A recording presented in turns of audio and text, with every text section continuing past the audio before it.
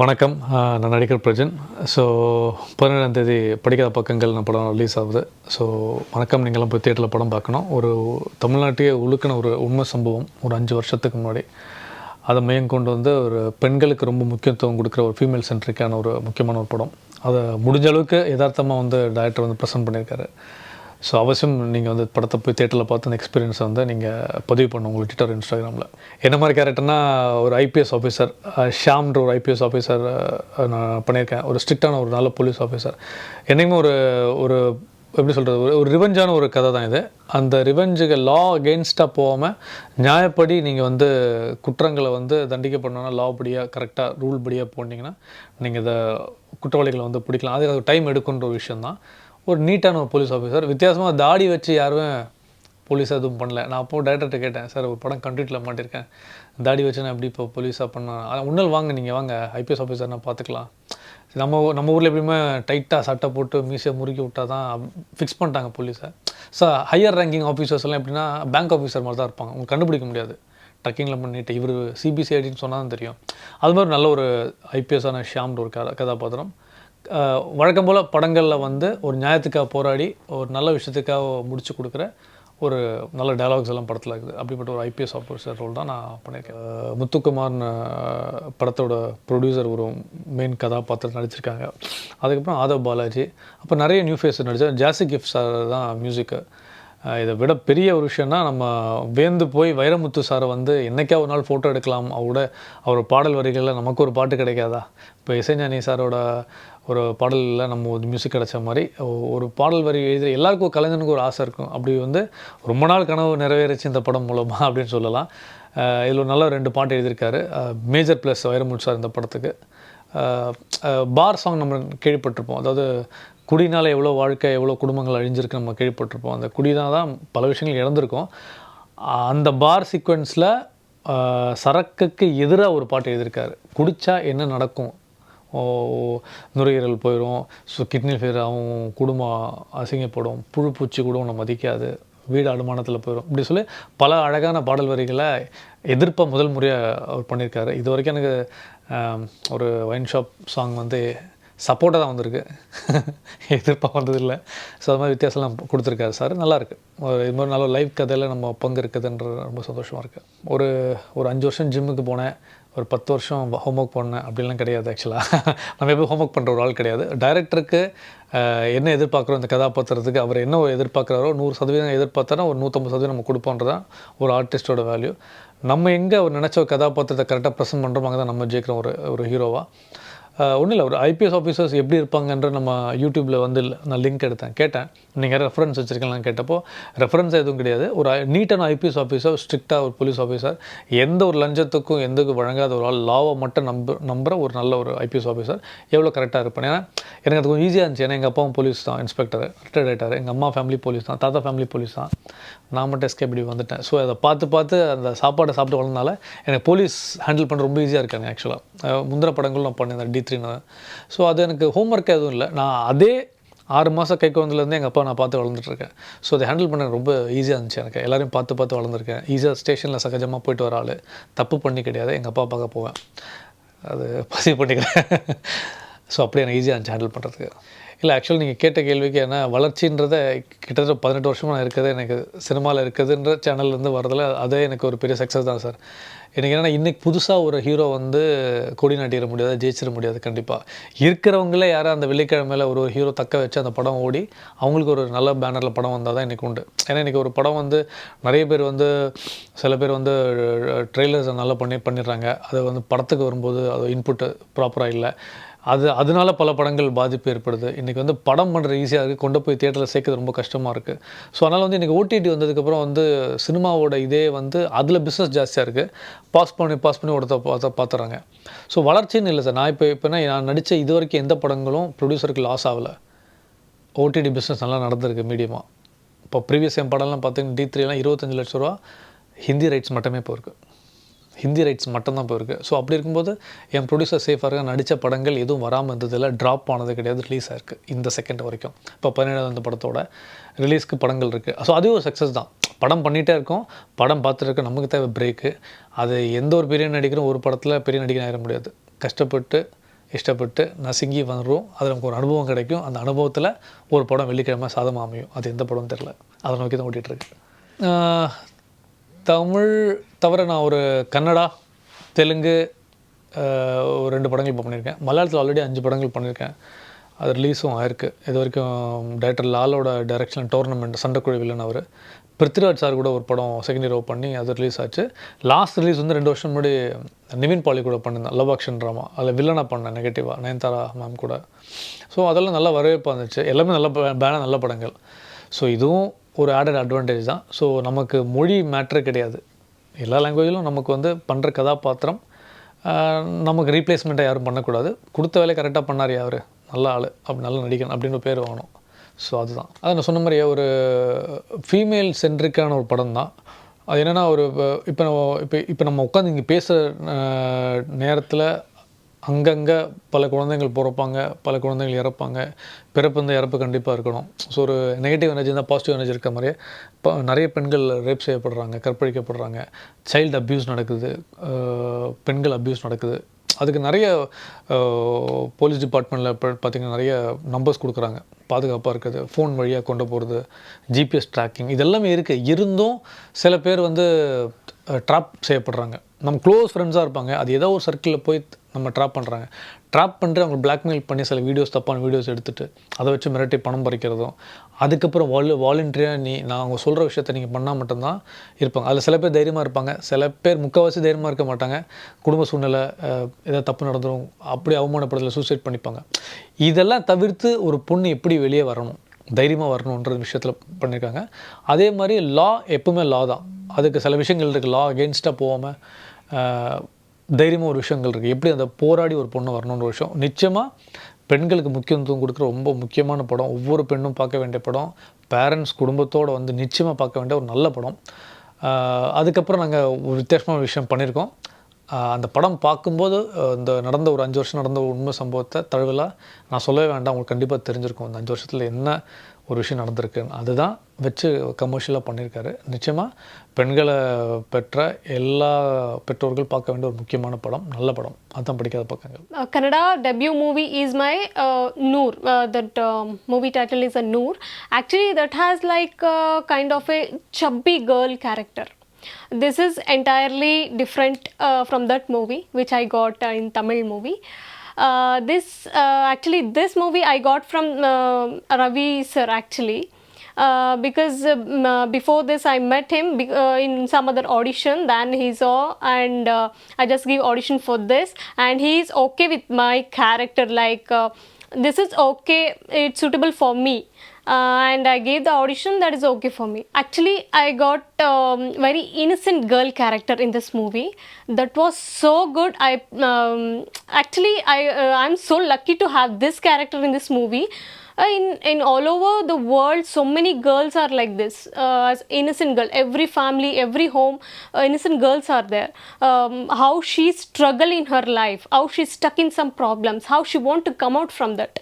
Every girl should be bold and to face the challenges everywhere. So this is the character which I got in this movie, is an innocent girl, how she struggle in her life. Actually, I want to talk about our director Selvam sir. He supported me a lot because I don't know a Tamil. If he sat with me, he discussed a lot of dialogues with me and he translate dialogues for me, and I just prepared it before one day and I just coming and getting some dialogue delivery there. But he supported me a lot, he trust on me and he gave this character for me. Moreover, this is my debut. I think he took a risk on me and he got succeed, I guess. And yeah, this is, and moreover, not only for me, he support all the artists and even he has a lot of patience. He shown on me and all the artists also, like team supported me a lot. Even when I taking some time to translating and delivering the dialogue, everyone supported me a lot. Actually, just I came to the Tamil industry. There is much more to go. Even I don't even in the Kannada industry, Tamil industry, Telugu industry, I don't have such kind of a favorite thing. From before, I like Surya. That's all. I don't choose in some industries and all. Actually, the co-artist, like they coordinate so well with me. Even the Prajin also.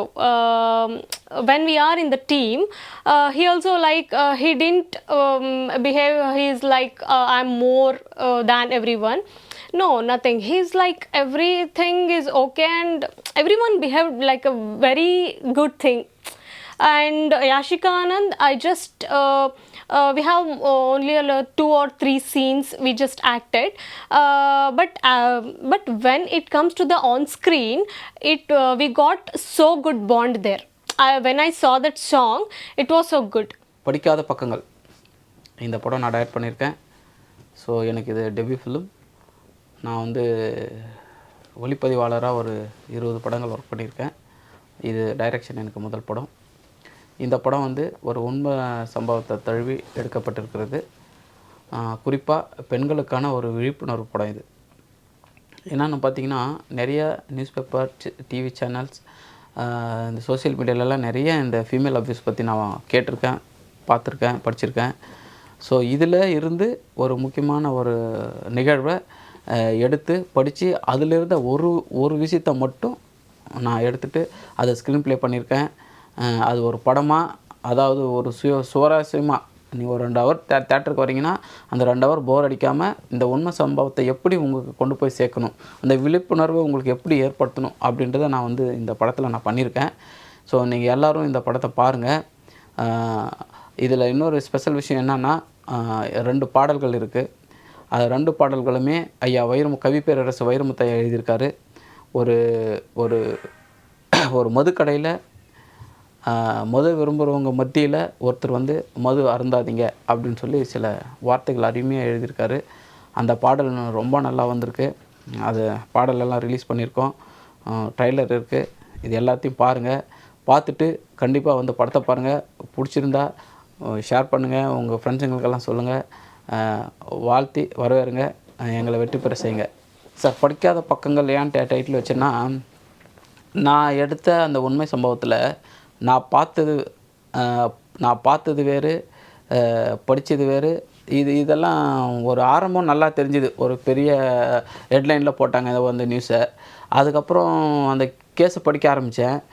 அது கொஞ்சம் கொஞ்சமாக அப்படியே குறைஞ்சி லாஸ்ட்டில் அந்த இது வரத்துக்குள்ளே அது எந்த மொழியில் அது ரிசல்ட் வந்துச்சுன்னே தெரியல.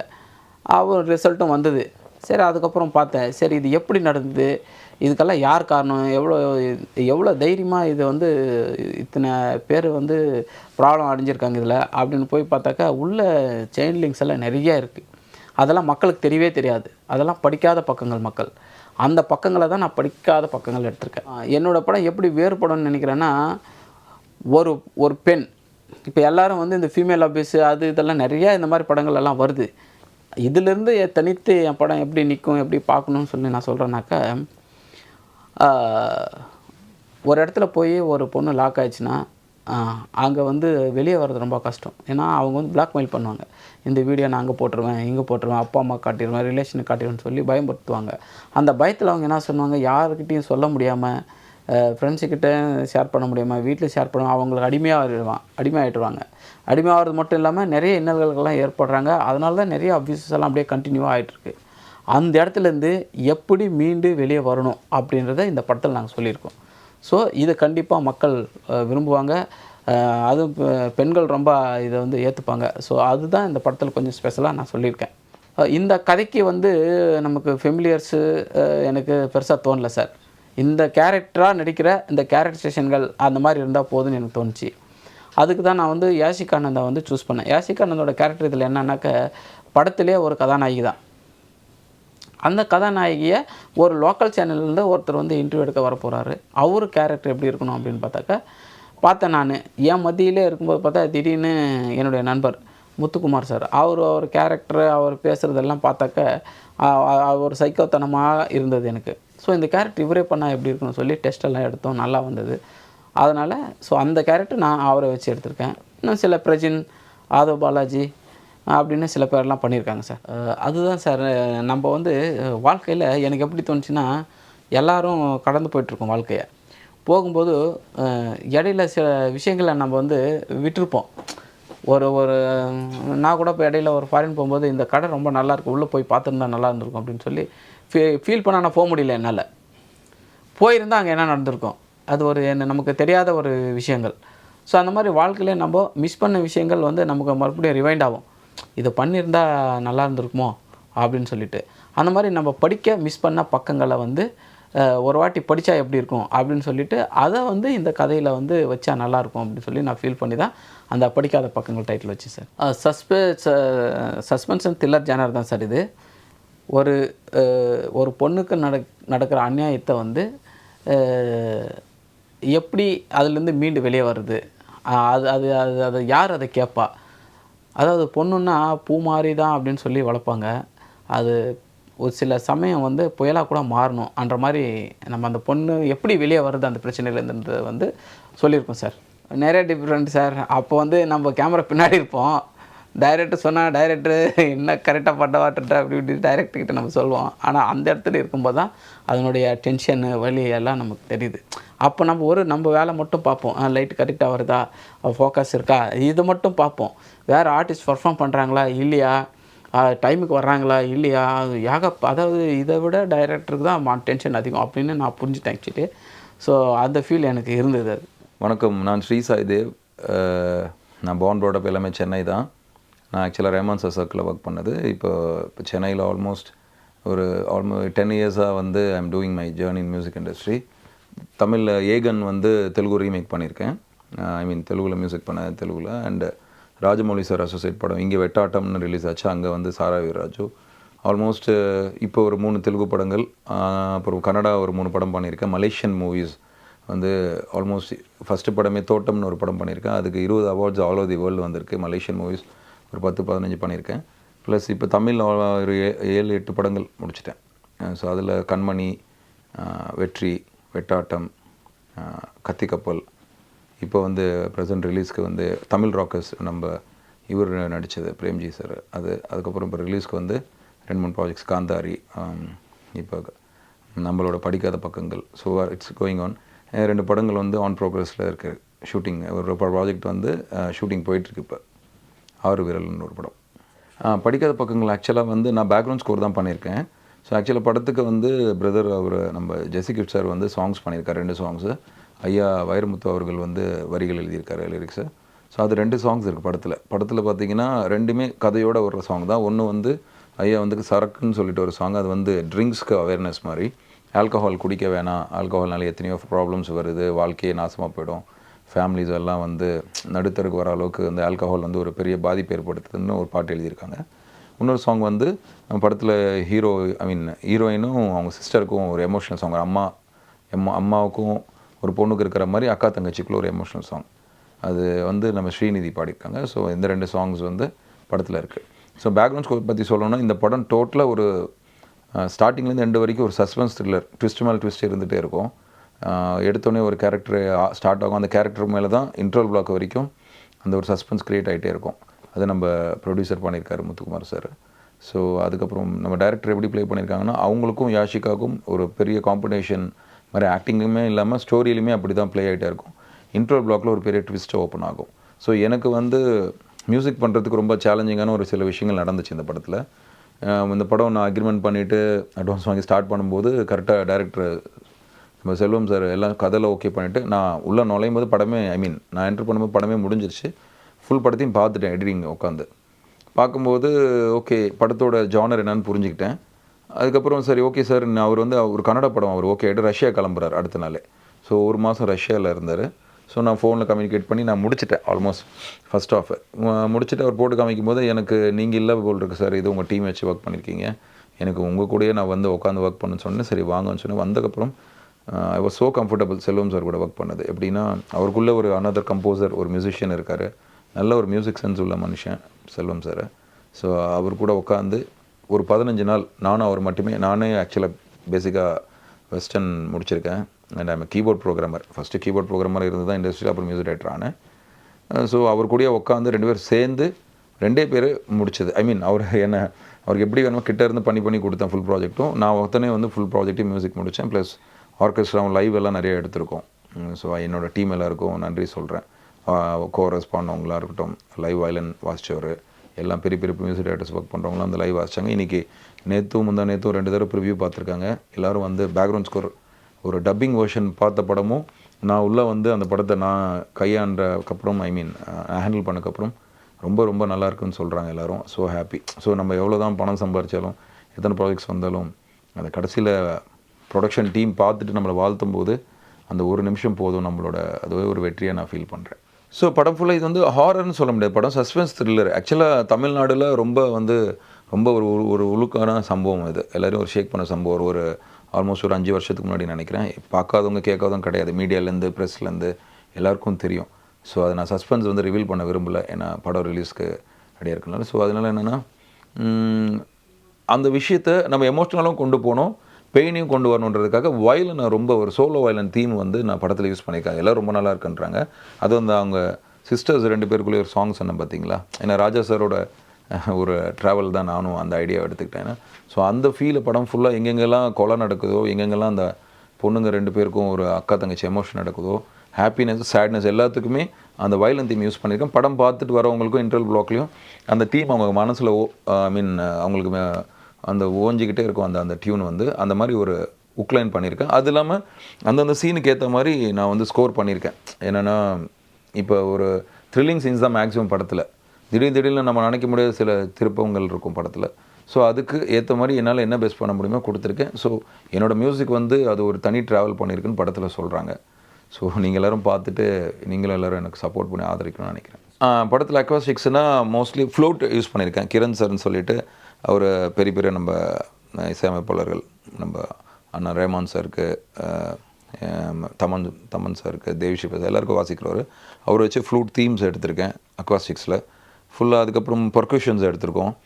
சோலோ வயலின் வந்து ரேமான் சாரோட டீமில் இருக்கிற ஆள் தான், பாலான்னு சொல்லிட்டு. ஸோ அவர் கூட வந்து அவர் தான் மெயினாக ஸ்கோர் பண்ணியிருக்காரு. ஸோ அவர் வந்து ஈவன் ப்ரொடியூசர்ஸ் கூட ரொம்ப வாழ்த்துனாங்க, அந்த பிரதர் வந்து ரொம்ப நல்லா வாசித்து கொடுத்துருக்காருன்னு. ஸோ அது தனியாக தெரிகிறதுனால படம் பார்க்கும்போது அவங்க அந்த அளவுக்கு அதை திருப்பி சொல்கிறாங்க பேக்ரவுண்ட் ஸ்கோர் பார்த்ததுக்கப்புறம். எல்லோரும் கண்டிப்பாக ஃபேமிலியோடு நீங்கள் கண்டிப்பாக பார்க்கக்கூடிய ஒரு படம் பார்க்கும்போது ஒரு வீட்லேயும் எப்படி பெயின் அங்கே சந்திச்சிருப்பாங்க. ஒரு பொம்பளை பொண்ணு வீட்டில் எப்படி, ஒரு பெண் வீட்டில் அவங்க பேரண்ட்ஸ்லாம் நிறைய பேர் பாதிக்கப்பட்டாங்க அந்த விஷயத்தில். ஸோ அவங்க எல்லாருமே அவங்கள டச் பண்ணது இல்லாமல் இப்படிலாம் நடக்குதுன்றது உங்களுக்கு அந்த படம் பார்க்கும்போது கண்டிப்பாக ஒரு மெசேஜ் இருக்கும். ஏன்னா நிறைய படங்கள் இப்போ வந்துட்டுருக்கு, பெண்ணை வச்சு சைக்கோ த்ரில்லர்ஸ் அந்த மாதிரி டிஃப்ரெண்ட். பட் இது வந்து அந்த மாதிரி கிடையாது. நடந்த விஷயத்த இவ்வளோ தூரம் வந்து உள்ள வேலை செஞ்சுருக்காங்கன்றது நீங்கள் இந்த படம் பார்த்தீங்கன்னா உங்களுக்கு எல்லாமே புரியும். கண்டிப்பாக ஃபேமிலி, காலேஜ் பசங்க, ஐடி பீப்புள் எல்லாருக்கும் போய், ஈவன் டீனேஜ் ஸ்டூடெண்ட்ஸ் கூட எல்லாருக்கும் பிடிக்கும் அந்த படம். யாஷிகாவும் ரொம்ப நல்லா பண்ணியிருக்காங்க, பிரஜன் ப்ரோவும் வந்து நல்லா நடிச்சிருக்காங்க. ஸோ 2 hours வந்து நல்ல ஒரு எக்ஸ்பீரியன்ஸ் பண்ணுவீங்க படம் பார்க்கும்போது. ஒரு சம்பவத்தை வந்து கேட்கும்பொழுது எனக்கு மனசுக்குள்ளே ஏற்கனவே ஒரு கற்பனை இருந்துச்சு. இப்படி ஒரு கஷ்டங்கள் நடக்கும்போது யார் மூலியமாக சொல்கிறது, எப்படி சொல்கிறது சொல்லி நான் யோசனை பண்ணிட்டு இருக்கும்போது இயக்குனர் வந்து என்கிட்ட கதை சொன்னார். அப்போ கதை சொல்லும்போது நான் என்ன நினச்சனோ அதை சொன்ன மாதிரி இருந்துச்சு எனக்கு. அப்போ 2 பேர் கருத்தும் ஒரே மாதிரி இருக்குங்கிறதால கண்டிப்பாக இந்த படத்தை எடுத்து வெற்றி ஆகும்னு சொல்லி நான் யோசனை பண்ணேன். நான் நினச்சதை விட படம் ரொம்ப ரொம்ப சூப்பராக வந்திருக்கு. இப்போ இன்றைக்கி முன்னாடி கேட்ட மாதிரி பெரிய ஹீரோயின் தான் வச்சு எடுக்கலாம் கிடையாது. ஏன்னா எனக்கு இது வந்து இன்னும் சொல்லப்போனால் இது வந்து சதை நம்பி எடுக்கக்கூடிய படம் இல்லை, இது ஒரு கதை நம்பி எடுக்கக்கூடிய ஒரு படம் இது. அதனால் எல்லா மக்களுக்கும் இது பிடிக்கும், இது எல்லா தரப்பினருக்கும் பிடிக்கும். இயக்குனர் சொன்ன மாதிரி வைரமுத்து எழுதுகிற பாட்டில் பார்த்தீங்கன்னா, ஒரு மதுக்கடை வாசலிலே மதுவை வந்து வேண்டான்னு சொல்கிறது நம்ம எங்கள் படத்தில் தான் புதுசாக இருக்குது. எல்லாம் மதுவை கொண்டாடுறது, பாராட்டுறது, மது தான் உலகம், எனக்கு மது எல்லாம் வாழ்க்கை கிடையாது, எல்லாமே அப்படி தான் போட்டி தான் பாடுவாங்க. இதில் போட்டிருக்காங்க, சரக்கு கடை சரக்கு இதில் என்ன இருக்குது, கிறுக்கு மது கிறுக்கு நாட்டில் ரொம்ப இருக்குது அப்படி சொல்லியிருப்பார். அதாவது கடவுள் இல்லா கூட மடம் இருக்கும், மது கடைகள் இல்லா இடமே கிடையாது அப்படிங்கிற மாதிரி ரொம்ப அற்புதமான வரிகள் எழுதியிருக்கிறாங்க. இந்த வரிகளை கேட்குறவங்க நிச்சயமாக இவ்வளோ விஷயங்கள் நமக்குள்ளே இருக்கா. ஒரு மருத்துவர் எப்படி சொல்லுவாங்க, கல்லீரலை கடிச்சு திங்க மது புட்டியே, காசு பணம் அழிஞ்சு போகும் மறந்துட்டியே, உன் ஆண்மை குறைஞ்சி போகும், ஆயுள் குறைஞ்சி போகும், சொந்த வீடும் ஏலம் போகமே, சொல்லாமல் மானம் போகமே அப்படின்னு அந்தளவுக்கு அழகாக எழுதியிருக்கிறார். இந்த பாட்டு வந்து பெரிய வைரலாகும் அப்படின்னு பெரிய நம்பிக்கை. இப்போ அந்தளவுக்கு ட்ரெண்டிங்காக போயிட்டுருக்கு. இப்போது மக்கள் பற்றி நிறைய வரவேற்புகள் இருக்குது, நிறைய வியூஸ் பார்த்துட்ருக்குறாங்க. அதனால் நான் என்ன நினச்சோமோ அதை விட பெரிய ஆதரவு பெருசாக அதிகபட்சமாக எங்களுக்கு இருக்குது, கூடுதலாக இருக்குன்னு வச்சுங்களேன். அதனால் இந்த படம் 100% வெற்றி அடைங்கிறதுல கொஞ்சம் கூட டவுட் இல்லை. எனக்கு முதலாக வந்து நிறைய நான் டிவி ஷோ பண்ணியிருக்கேன், நகைச்சுவை காமெடி ஷோ நிறைய பண்ணியிருக்கேன். அப்போ பண்ணும்போது ஏற்பட்ட விஷயங்கள் தான் வந்து எனக்கு இந்த படம் எடுக்கணும், படம் தயாரிப்பாளர் ஆகணுங்கிற உனக்கு ஒரு உத்தியோகமே ஆரம்பிச்சது. காரணம் என்னென்னா, நிறைய பேர் சிரிக்க வச்சுட்டோம் முன்னாடி, இப்போ சிந்திக்க வைக்கணும். அதுக்காக தான் இந்த படிக்காத பக்கங்கள் எடுத்தோம். திரும்பி மறுபடியும் பார்த்தீங்கன்னா சிரிக்க வைக்கணும். இதுதான் இரவு பகலுங்கிற மாதிரி சிரிக்க வைக்கணும், சிந்திக்க வைக்கணும், சிரிக்க வைக்கணும், சிந்திக்க வைக்கணும், யோசிக்க வைக்கணும். இது மாதிரி தொடர்ந்து நிறைய விஷயங்கள் பண்ணணுங்கிறதுனால தான் இப்போது படிக்காத பக்கங்கள். திரும்ப அடுத்த படம் கொட்டை எடுத்த புலி, அது சிரிக்கிற மாதிரி. அதுக்கு அடுத்தது ஆடியன்ஸோட வரவேற்பு எப்படி இருக்குது, அவங்க என்ன மாதிரி எதிர்பார்க்குறாங்க அப்படிங்கிற மாதிரி எனக்கு என்ன தெரியுமோ அதை கொடுக்காம அவங்க என்ன கேட்குறாங்களோ அதை கொடுக்கணும்னு நினைக்கிறேன். அதனால் இந்த விஷயத்தை நிறைய எங்கள்கிட்ட சரக்கு இருக்குது. அதை நீங்கள் எந்த அளவுக்கு நீங்கள் எடுத்துக்க போகிறீங்கிறது தெரியல. நீங்கள் எடுத்துக்கிற அளவுக்கு, நீங்கள் கேட்குற அளவுக்கு நாங்கள் கொடுக்கணும்னு நினைக்கிறேன் சார். வசந்த் டிவி நேயர்கள் அனைவருக்கும் வணக்கம். உண்மையிலேயே இன்றைக்கி ஒரு மகிழ்ச்சியான நாள். ஏன்னா வசந்த் தொலைக்காட்சியிலேருந்து எங்களை இன்டர்வியூ பண்ண வராங்க. காரணம் என்னென்னா, நாங்கள் எடுத்திருக்கிற படிக்காத பக்கங்கள் என்கின்ற திரைப்படத்துக்காக அவங்க ப்ரமோஷனுக்கு வந்திருக்கிறாங்க. அதை நினைக்கும் போது ரொம்ப பெரிய சந்தோஷமாகவும் இருக்குது. அதாவது இந்த படம் பார்த்திங்கன்னா முழுக்க முழுக்க பெண்களுக்கு உண்டான ஒரு விழிப்புணர்வான படம் இது. இது படம் என்பதை விட பாடம்னே சொல்லலாம். ஒரு அற்புதமாக படம் வந்திருக்கு. நீங்கள் எல்லாம் தேட்டர் போய் பாருங்கள். எங்கள் படத்துக்கு ஃபுல் சப்போர்ட் பண்ணுங்கள். இந்த படத்தை இயக்குனர் செல்வ மாதப்பன் சொல்லிட்டு அழகாக ரொம்ப அருமையாக எடுத்திருக்கிறாரு. நீங்கள் ஒவ்வொருத்தரும் மனசில் உள்ள விஷயத்த நம்ம எப்படி சொல்கிறது, யார்கிட்ட சொல்கிறதுன்னு குமுறின ஒரு விஷயத்த ஒரு 5 ஆண்டுகளுக்கு முன்னாடி தமிழகத்தையே உலுக்கி போட்ட ஒரு சம்பவத்தை ஒரு திரைப்படமாக நீங்கள் எல்லாருமே ரசிக்கிற வகையில் வச்சுருக்கிறாங்க. நீங்கள் திரையில் போய் பார்த்துட்டு உங்களோட மேலான கருத்துக்களை எங்களுக்கு சொல்லணும். அதாவது படிக்காத பக்கங்கள் அப்படிங்கிற படத்தை உங்களெல்லாம் சிந்திக்கிற மாதிரி எடுத்தோம். அடுத்தது நீங்கள் எல்லாமே வாய் விட்டு சிரிக்கிற மாதிரி அடுத்த படம் இருக்கும். ஏன்னா ஒரே ஜனராக போக முடியாது இல்லையா? சிரிக்கவும் செய்யணும், சிந்திக்கவும் செய்யணும். அதனால் நிச்சயமாக அடுத்த படம் வந்து நீங்கள் எல்லாருமே வயிறு குழுங்க குடும்பத்தோடு உட்காந்து இந்த படத்தை எப்படி பார்த்து ரசிச்சிங்களோ அதே மாதிரி அந்த படமும் நீங்கள் வயிறு குழுங்க சிரிக்கிற மாதிரி இருக்கும் சார். அதுக்குண்டான கதைக்கரு எல்லாம் தயாராகிடுது. இந்த படம் ரிலீஸ் ஆனோன்னா அடுத்தது 10 days 1 வீக்கில் ஷூட் போகிற மாதிரி தயார் நிலையில் இருக்கும். அதாவது பார்த்திங்கன்னா இந்த படம் படிக்காத பக்கங்கள் எல்லாமே பயங்கர மிரட்டுற மாதிரி அப்படி வேறு மாதிரி இருக்கும். அடுத்த படம் நீங்கள் ரொம்ப ரொம்ப பயங்கரமாக வாய் விட்டு சிரிக்கிற மாதிரி உன படம் தான் அது தயாராகிடுச்சு. படத்து பேர் கொட்டை எடுத்த புலி அப்படி தான் படத்தினோட டைட்டிலு. அது நம்ம புகழ்னு சொல்லிட்டு இருக்கா அப்படி இல்லை, நம்ம புகழ் தான் ஹீரோவை பண்ணுறாரு. அதுக்குண்டான எல்லா வேலைகளும் தயாராக இருக்குது. ஆக்சுவலி இந்த படம் முன்னாடியே நாங்கள் ரிலீஸ் பண்ண வேண்டியது சில காரணங்களால் தாமதமானதுனால அவரோட டேட்டு தள்ளி போகுது. அதனால் இந்த படம் ரிலீஸ் ஆனால் இந்த ஃபஸ்ட் வீக்லேயே இல்லை செகண்ட் வீக்லேயோ ஷூட் ஸ்டார்ட் பண்ணுற மாதிரி இருக்கும்.